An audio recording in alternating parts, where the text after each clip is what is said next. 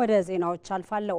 መሶብ የአንድ ማዕከል አገልግሎት መንግስት የህዝብ አገልግሎት ደረጃን በማላቅ የህዝብ እርካታን ለማረጋገጥ ያለውን ቁርጠኝነት ማሳያ መሆኑን የፌዴራል ተቋማት አመራሮች ገለጹ።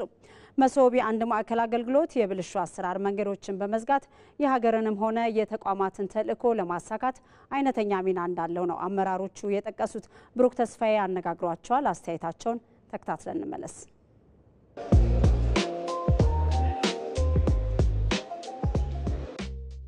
ጊዜን የሚቆጥብ ነው፣ እንግልትን የሚቀንስ ነው። በዲጂታሉ ዓለም ደግሞ የሄድንበትንም ርቀት የምናይበት ነው። የተገልጋይ እርካታም የሚገኝበት ነው። ብዙዎቹ ደግሞ ከንክኪ ነፃ የሆኑና ከማመላለስ ነፃ የሆኑ ስለሆነ ለመልካም አስተዳደርም በጣም ጥሩ የሚሆን ግብዓት ሆኖ አይቻለሁ። ከተቋሙ አኳያ ህንፃውን የማውቀው እኔ በፊት የምሰራበት ተቋም ሪፖርት የሚያደርገው ፒሃለ የሚባል ድርጅት ነው። ህንፃውን እናውቀው ነበረ። የተቀየረው ነገር በጣም የሚያስገርም ነው፣ የሚያስደንቅ ነው። ከዲዛይኑ ብቻ ሳይሆን በተለይ ደግሞ ከአገልግሎቱ በቅልጣፌ ለማግኘት የሚያመቹ ነገሮች፣ ኢንፎርሜሽኑ የሚገኝበት፣ መታወቂያ የሚገኝበት፣ የተሳሰረበት በሀሳብ ብቻ ሳይሆን በፊዚካሊም ስትሄድ ምንም የማይጎረብጥ አይነት ነው የተደረገው።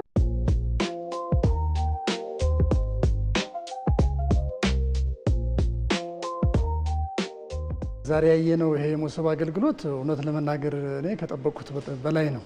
በሚዲያ በተደጋጋሚ ሰምቻለሁ። በዚህ ልክ ነው ብዬ አላሰብኩም። ነገር ግን አሁን አገልግሎትን በጥራት በፍጥነት በተቀመጠ ስታንዳርድ ለመስጠት የሚያስችል የተገልጋዮቹን እንግልት በጣም የሚቀንስ በጣም ጥሩ ነገር እንደሆነ አስተውያለሁኝ። በጣም ደስ ያለኝ ደግሞ እዚህ ያሉ አገልግሎት የሚሰጡ ተቋማት የተገናኙ ናቸው፣ በሲስተም የተገናኙ ናቸው። የግድ እያንዳንዱ ጋር መሄድ ሳያስፈልግ አንዱ ጋር ሁሉም ነገር አለ። አገልግሎት አሰጣጥ ላይ ዜጎች በጣም የሚያማርሩበት፣ የሚቸገሩበት፣ በጊዜ አገልግሎት የማያገኙበት፣ የሚመላለሱበት ሁኔታ ነው የነበረው። ይሄንን ችግር በከፍተኛ ደረጃ ይቀርፋል ብዬ አስባለሁና በጣም ትልቅ ጅምር ነው። ይሄ መስፋት አለበት ብዬ ነው ማስብ።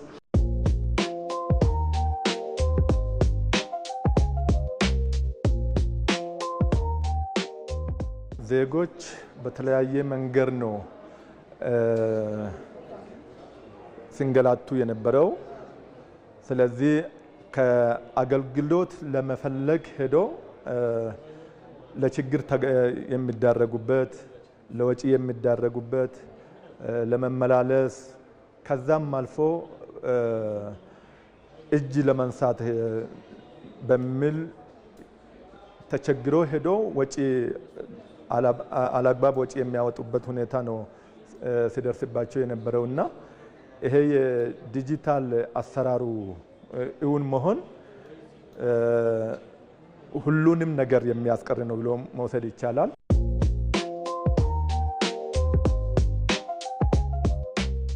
ኢቨን ቱሪስቶችንም እንኳን ኑ ስንል የቪዛ አገልግሎት አሰጣጣችን የሁሉ ነገር የተቀናጀ መሆኑ ትልቅ ኢምፓክት አለው። በተለይ ለኢንቨስትመንት እዚህ የሚመጡት ኢንድ ቱ ኢንድ ሰርቪስ የሚያገኙበት ነውና ከዓለም አቀፍ ስታንዳርድ ስናይ አሁን ያለው ከቤቱ ሆኖ ላይሰንስ የሚያገኝበት በደቂቃዎች የሚቆጠር ሰርቪስ በደቂቃዎች እየተቀነሰ ያለበት ነው ያለው።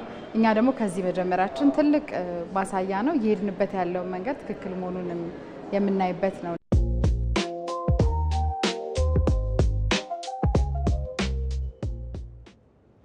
2 ዓመት የፈጀው የቡኢ ከተማ ንጹህ የመጠጥ ውሃ ፕሮጀክት ተመርቆ ስራ ጀምሯል። ፕሮጀክቱ በውሃ ልማት ፈንድ የተገነባ ሲሆን 210 ሚሊዮን ብር የፈጀ መሆኑም ነው የተገለጸው። የኢትዮጵያ ቴሌቪዥንም ከዚህ ቀደም የማህበረሰቡን የውሃ ቅሬታ መስራቱም የሚታወስ ነው። ባልደረባችን ፍሬውት ረታ ተከታዩን ዘገባ ከስፍራው አድርሳናለች። የኢትዮጵያ ቴሌቪዥን ዜና ክፍል ከሁለት ወራት በፊት በዚህ በምስራቅ ጉራጌ ዞን ሶዶ ወረዳ ቡኢ ከተማ ላይ ተገኝቶ ማህበረሰቡ የንጹህ መጠጥ ውሃን ችግር በተመለከተ ቅሬታው መስራታችንን ይታወሳል። በዚህ ዘገባ ላይ ታዲያ የከተማው ከንቲባም ቴክኒክ ችግር እንደገጠመውና ፕሮጀክቱ በቅርብ ጊዜ ተመርቆ ለአገልግሎት ብቁ እንደሚሆን ቃል ገብተው ነበር። አሁን አንድ ጀሪካን በጋሪ ከሄደ ከዚህ 15 ብር ነው የሚቀበሉት። ያንን አቅም የሌለው ሰው ደግሞ በፎጣ እናቶች አሁን አቅመ ደካሞች ተሸክመው ሰው እየለመኑ ነው እየሄዱ ያሉት። ስለዚህ የዚህ የከተማችን የውሃ ጉዳይ በጣም አንገብጋቢና ከምንም ከሌላው ኑሮ የበለጠ ከሌላው አስቤዛ የበለጠ የውሃ ችግር በጣም በከፍተኛ ሁኔታ አለና ቢያንስ እኔ ቤት ማለት ነው 10 ጀሪካን በቀን አይበቃቸውም። ልጆች አባት ነው በቃ ይታጠባሉ፣ ልብስ አለ፣ ሳሙና እንትን ነገር አለ፣ ብዙ ነገሮች ስላሉ ውሃ 10 ጀሪካን አይበቃኝም። አሁን ጭኜ ነው የመጣው። አይታችኋል እዚህ ጋር ያለ ጫንኩት ለትምህርት ቤት የሚታጠቡበት አላደረሰሉላቸው። እናቶቻችን ራሱ በጣም ተቸግረዋል። ወገባቸው ከዚህ እስከ መናኸሪያ እንትን ላቆችም የሚባል ሰፈር አለ። እስከዛ እየተሸከሙ እየወሰዱ ነው ያሉት ማለት ነው። የውሃ እጥረት በጣም ነው ያለው እዚህ። ፕሮጀክቱ በዚህ ወር ውስጥ አልቆ ለአገልግሎት ዝግጁ እንዲሆን ነው ያለን ዝግጅት ማለት ነው። ስለዚህ በዚህ ወር ውስጥ ይመረቃል፣ ለአገልግሎት ዝግጁ ይሆናል። የሙከራ ስራውም ደግሞ በዚህ ሳምንት ውስጥ ከተማ ውስጥ ውሃ ይፈሳል ማለት ነው። ውሃ መስመር ውስጥ ይፈሳል ብለን ነው እኛ በጉጉት እየደገፍን እያገዝን ያለን። የኢትዮጵያ ቴሌቪዥንም ታዲያ ቅሬታችሁ ከምን ደረሰ ሲል ተገልጋዮችን ይጠይቃል። በጣም ደስታ ነው እንግዲህ ያለ ውሃ መኖራችን እና ልጆች ትምህርት ቤት አለ፣ የተለያየ ነገር አለ። እዛ የተነሳ አሁን እግዚአብሔር ይመስገን ውሃ እንደ ልብ እንቀዳለን። ጥሩ ነው። የህፃናት ትምህርት ቤት ነው። እጅ ማስታጠቢያ አለ። እንደገና ክላሶች የምግብ እንትናቸው ይጸዳል፣ በየለቱ ይታጠባል። ያ ሁሉ ችግር ስለነበረብን በየቀኑ 20-25 ጀሪካን የግድ ከግለሰቦች ላይ እንገዛለን፣ ከርቀት ያመጡትን ማለት ነው። አሁን ግን ያ ሁሉ ችግር ተቀርፎልናል፣ እግዚአብሔር ይመስገን። በጣም ከባድ ነበር። በጋሪ ቢያንስ ዛሬ 300 ነገ 300 እንደዛ ይናወጣ ነበር። በጀሪካን ነበር የምናስመጣ። በጣም ወጪው ቀነሰልን፣ አሪፍ ነው፣ ደስ ይላል። አጠገብ ቀረበልን ለኛ እንደፈለግን እንቀዳለን ማለት ነው። በጣም እናመሰግናለን። በጣም ደስ ይላል። የቡኢ የንጹህ መጠጥ ውሃ ፕሮጀክት ዛሬ የክልሉ ርዕሰ መስተዳደር ዶክተር እንደሻው ጣሰውና የውሃና ኢነርጂ ሚኒስትር ዶክተር ኢንጂነር ሀብታሙ ኢተፋ በተገኙበት ለምርቃት በቅተዋል።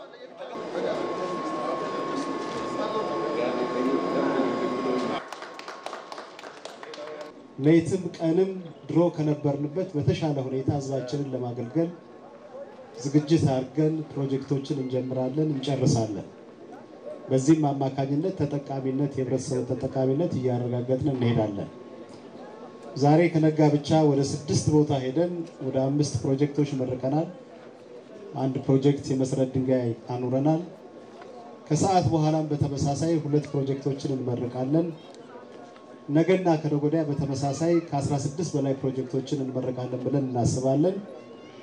እንግዲህ ይሄ ሁሉ ውጤት የመንግስታችንና የፓርቲያችን እንዲሁም የህዝባችን ውጤት ስለሆነ ለሶስቱም አንድ ጊዜ ምስጋና አቅርቡልኝ። ዜጎቻችን በተለይ ማህበረሰቡ ዛሬ የተመረቀውን ውሃ በነፃ የመጣ አይደለም፣ ከፍተኛ ወጪ የወጣበት ነው። ከ210 ሚሊዮን ብር በላይ ሲወጣ በቀጣይ ለሚመጣው ወጪዎቻችን በዛው ደረጃ ላይ ተዘጋጅተን መስራት ያስፈልጋል። ምዕራፍ 2 የቲቪ 57 ዜናዎቻችን እንደቀጠሉ ናቸው። በወንድማማቾች መካከል እየተካሄደ ያለው አውዳሚ ግጭትና ጦርነት እንዲያበቃ የድርሻቸውን እንደሚወጡ የደንበጫ ከተማና አካባቢ ነዋሪዎች ተናገሩ። በሰላም እንጂ በጦርነት የለማ ክልልም የተፈታ ችግርም የለም በሚል መሪ ሀሳብ በምዕራብ ጎጃም ዞን ደንበጫ ከተማ የሰላም ኮንፈረንስ ተካሂዷል። ራሄል ፍሬው ዝርዝር አላት። በአማራ ክልል ማህበረሰቡን ያሳተፉ የሰላም መድረኮች እየተካሄዱ ነው። በሰላም እንጂ በጦርነት የለማ ክልል ምላሽ የሚያገኝ የህዝብ ችግርም የለም በሚል መሪ ሀሳብ በምዕራብ ጎጃም ዞን ደንበጫ ከተማ የተካሄደው መድረክም የዚሁ አካል ነው። በመድረኩ የተሳተፉ ነዋሪዎች በጸጥታ ችግሩ ማህበራዊ፣ ኢኮኖሚያዊና ስነ ልቦናዊ ጉዳቶች ማጋጠማቸውን አንስተዋል። በጣም አዝናለሁ። ወንድሙን ወንድሙ ያውቀው የአንድ ዘርያ ልጅ በጣም እኔ እያዘንኩ ነው።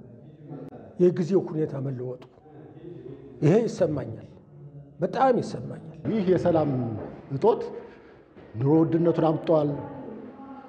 ስራ አጡን አበራክቷል። ወጣቱን ተማሪዎች ቤት እንዲውሉ አድርጓል። ነጋዴው እንደ ልቡ ነግዶ ማደር አልቻለም። አርሶ አደሩ እንደ ልቡ አርሶ ማምረት አልቻለም። መንግስትም ችግሮችን በውይይትና በድርድር ለመፍታት የጀመረውን ጥረት በማጠናከር ተጨባጭ ውጤት ማምጣት ይጠበቅበታል ያሉት ነዋሪዎቹ ሰላም በአንድ ወገን ፍላጎት ብቻ የሚመጣ ባለመሆኑ ታጥቀው ወደ ጫካ የወጡ ወገኖች ችግሮችን በውይይትና በንግግር በመፍታት ወደ ሰላም እንዲመለሱም ጠይቀዋል። ይህንን ችግር የግድ መፈታት ያለበት በውይይት፣ በድርድር፣ በመነጋገር ነው መፍታት የሚቻለው። የትኛውም ጦርነት የሀገር ከሀገር ጦርነት የሚፈታው በጦርነት አይደለም። በጦርነት የሚፈታ ግጭት የለም። የሚፈታው በድርድር በውይይት ነው። የጸጥታ ችግሩ በአካባቢው ላይ መጠነ ሰፊ ቀውስ በማስከተል የህብረተሰቡን ኑሮ ማመሳቀሉን የገለጹት የደንበጫ ከተማ አስተዳደር ምክትል ከንቲባ ሙሉቀን መኮንን ከተማ አስተዳደሩ ተደጋጋሚ የህዝብ ውይይት መድረኮችን በማዘጋጀት ማህበረሰቡን የሰላሙ ባለቤት ማድረግ ስለመቻሉ አንስተዋል። አሁን ላይ ማህበረሰቡ ቢያንስ ቀልቡን ወደ መንግስት የሳበበትና በጦርነት የሚፈታ ችግር የሚረማ ክልል እንደሌለ አሁን በቃ ይናገራል። ማህበረሰቡ በቃን፣ ጦርነት በቃን፣ እኛ ሰላሙን ነው የምንፈልገው። የሚፈልጉት እጃቸው ለመንግስት የመንግስትን ምረት ተቀብለው ይግቡ፣ አለበለዚያ ጦርነት በቃን የሚለው ማህበረሰብ አሁን ላይ እየበዛን የመጣ። የምዕራብ ጎጃም ዞን ዋና አስተዳዳሪ እድሜ አለማንተነ ማህበረሰቡ ታጥቀው ወደ ጫካ የገቡ ኃይሎች ወደ ሰላም እንዲመለሱ በማድረግ በኩል ከፍተኛ እገዛ አድርጓል ሲሉ በዚህም በርካታ ኃይሎች ወደ ሰላም በመመለስ መንግስት ባመቻቸላቸው እድል ተጠቃሚ መሆናቸውን አውስተዋል። በሁሉም የዞናችን አካባቢዎች ላይ እንግዲህ ወደ 7 የገጠርና 5 የከተማ አስተዳደሮች በአጠቃላይ 12 ወረዳዎች ነው ያሉ። አንዳንዶቹን እስከ ቀበሌም ድረስ የሚወረድባቸው አሉ። አስቻይ በሆነ ሁኔታዎች ያው ውይይት እየተደረገ ነው ያለ። ከክልል ጀምሮ እስከ ዞን የወረዳ አመራሮች የቀበሌ አመራሮች በዚህ እየተሳተፉ ነው ያለ። ይሄንን ችግር ለመፍታት ብቸኛው አማራጭ ወይም ደግሞ አዋጭው አማራጭ ይሄ ተብሎ ስለሚታሰብ ማለት ነው። እንደ ምዕራብ ጎጃም ዞን የኮሙኒኬሽን ጉዳዮች ዘገባ በኮንፈረንሱ ላይ የዞንና የወረዳ ከፍተኛ የስራ ኃላፊዎችና ከፍተኛ የመከላከያ ሰራዊት አመራሮች መገኘታቸው ተገልጿል። በአማራ ክልል ማህበረሰቡን ለዘርፈ ብዙ ችግሮች እየዳረገ ያለውን የጸጥታ ችግር ለመፍታት ማህበረሰቡ የሰላም ባለቤት በመሆን ሊሰራ እንደሚገባ በክልሉ የሰሜን ጎጃም ዞን የጎንጅ ቆለላ ወረዳ ነዋሪዎች ተናገሩ። የወረዳው ነዋሪዎች የጸጥታ ችግሩ ተማሪዎችን ከትምህርት ገበታቸው ውጪ ከማድረግ ጀምሮ ዘርፈ ብዙ ችግሮችን እያስከተለ እንደሚገኝም ነው የገለጹት። ሳሙኤል ወርቃየው የወረዳው ነዋሪዎችን አስተያየት አሰባስቧል። እንከታተለው። እርስ በርስ መማታተር፣ እርስ በርስ መጎዳዳት፣ አስታራቂ ነገርም ጠፋ። በጣም ሁላችን አሳዛኝ ደረጃ ላይ ነው ያለን። አንደኛው ያው የሰው ሞት መፈናቀል አለ። ሁለተኛው ደግሞ ሌላ የኢኮኖሚ አጠቃላይ ተቋሞች እየፈረሱ የአጠቃላይ እንትን መኖሪያ ስለሆኑ ከፍተኛ ችግርና ድቀት እየመጣ ያለበት ሁኔታ ነው ያለ። ትምህርት ላይ አሁን በአጠቃላይ አለ ማለት አይቻልም።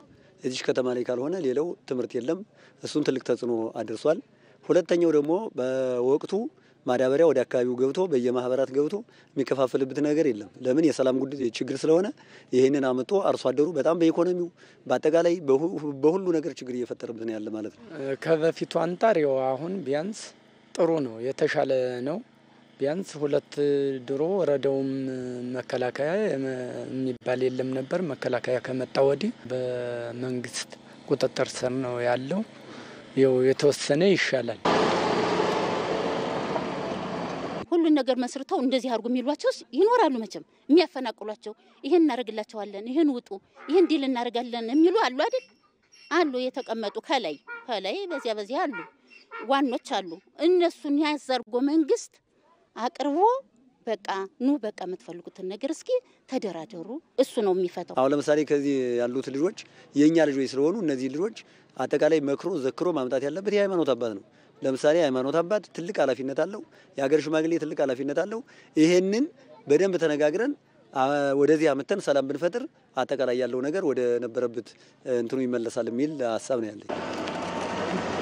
እነሱም ቢሆን እነሱ የወጡበትንም ችግር የደረሰባቸውንም ተጽዕኖ ችግር ለመንግስት ገልጠው ለመንግስት አብራርተው ተናግረው እነሱም እንደማንኛውም ዜጋ ዲሞክራሲያዊ መብታቸው ተከብሮላቸው እንዲኖሩ ይህንን ጥያቄ ቢያቀርቡ ጥሩ ነው ብዬ አስባለሁ። የውጭ ዜና። ህንድና ፓኪስታን ወታደራዊ ግጭት ውስጥ መግባታቸው ተሰምቷል። ኒውክሌር የታጠቁት ሁለቱ ሀገራት ወታደራዊ ግጭት ውስጥ መግባታቸው በአካባቢው ስጋትን እንደፈጠረም ነው እየተገለጸ የሚገኘው። በዚህ ጉዳይ ላይ ባልደረባችን ወንደሰን አፈወርቅ ትንታኔ አዘጋጅቷል።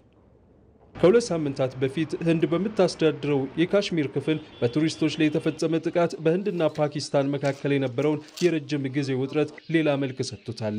በወቅቱ በተፈጸመው የታጣቂዎቹ ጥቃት 26 ሰዎች የተገደሉ ሲሆን ኒው ዴልሂ ለጥቃቱ ኢስላማባድን ተጠያቂ አድርጋለች። ፓኪስታን ታጣቂዎችን ትደግፋለች የሚል ክስን ደጋግማ የምታሰማው ህንድ በፓህልም የተሰነዘረውን ጥቃት ከፈጸሙት መካከል ሁለቱ ፓኪስታናውያን ዜጎች ናቸው ብላለች። እነዚህን ታጣቂዎች የገቡበት ገብቼ አጠፋቸዋለሁ ስትዝት የቆየችው ህንድ በፓኪስታን ላይ ወታደራዊ ዘመቻ መጀመሯም ተሰምቷል። ዘመቻዋንም ኦፕሬሽን ሲንዶር ብለዋለች። የህንድ ጦር በፓኪስታን እንዲሁም በፓኪስታን አስተዳደር ስር ባለች የካሽሚር ክፍል የሚሳኤል ጥቃትን ሰንዝሯል።